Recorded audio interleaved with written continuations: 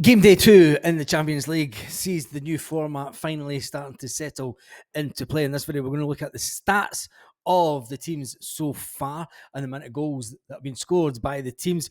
We're going to look at player stats, and there's an interesting one when it comes to Celtic FC. Yes, I'm going to mention Celtic because obviously it is my club, but Celtic currently sit yes, third in the goal scoring charts with one player, which is fantastic as far as Celtic concerned. But let's not talk about the Borussia Dortmund game in this channel. Anyway, we'll look at some of the UEFA stats with club stats. Also, first up, we need to look at the fixtures in the Champions League on game day 2. Obviously, first up was Salzburg and Brest. That was 4-0. Stuttgart played Sparta Prague. That was 1-1. Inter won 4-0. Then get on to Leverkusen, who won 1-0 against Milan. Barcelona won 5-0. Was that the start of the big scoring games starting to happen now in the Champions League? There was a big scoring game on game day 1, which kept Celtic in second place in the Champions League for one rounds of games. And Barcelona beat Young Boys 5-0. Bratislava were beaten by Manchester City 4-0. PSV beat Sporting. That was a draw 1-1. And then Arsenal beat Paris Saint-Germain 2-0. And then the big one was Dortmund versus Celtic. That one ended 7-1.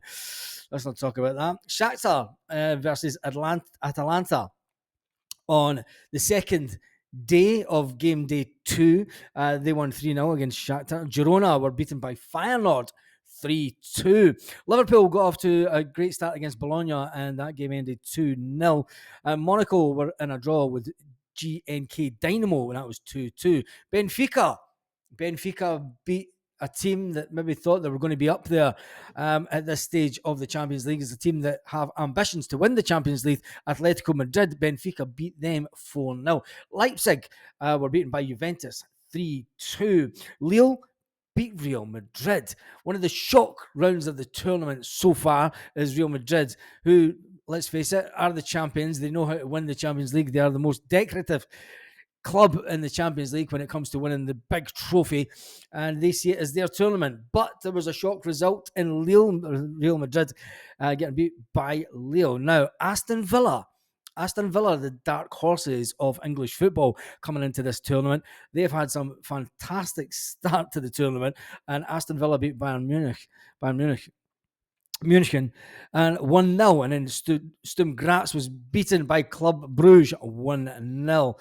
So what does that do to the UEFA standings as we are on game day 2? Well, first of all, before we look at that, the UEFA stats, let's look at the club stats. And obviously, the club with the most goals scored so far are Borussia Dortmund, thanks to that fantastic scoreline that they got on game day 2. Then are Bayern Munich.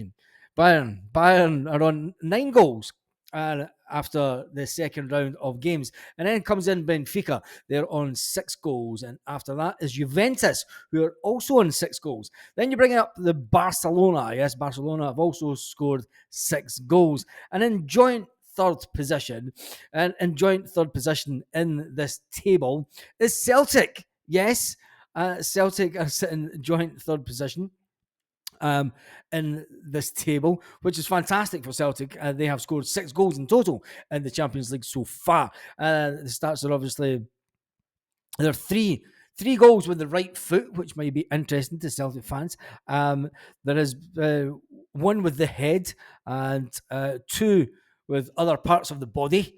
That's coming off the thigh, isn't it, really? And then goals inside the area for Celtic, there's 6 being inside the area. Goals outside the area, none. 1 penalty scored after the 2 matches played. And when you look at the other teams that have scored 5 goals, there's only Barcelona that has scored 6 goals. The rest of the teams have scored 5. Leverkusen, 5 goals. Liverpool, 5 goals. Inter, 4 goals. Man City, 4 goals. Aston Villa, 4 goals.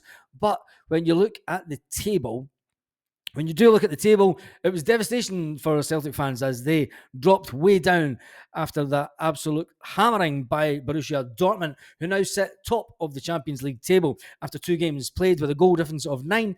They're sitting on 6 points, which is fantastic for them. They've won their 2 games, 10-4, one against. At least Celtic did get one against them. And then in second place is Brest. Then Benfica are sitting in third on full points. And then Leverkusen are on fourth, sorry. And then Liverpool, Aston Villa, who, let's face it, are the dark horses of the Champions League as far as English football is concerned. They are sitting in sixth position.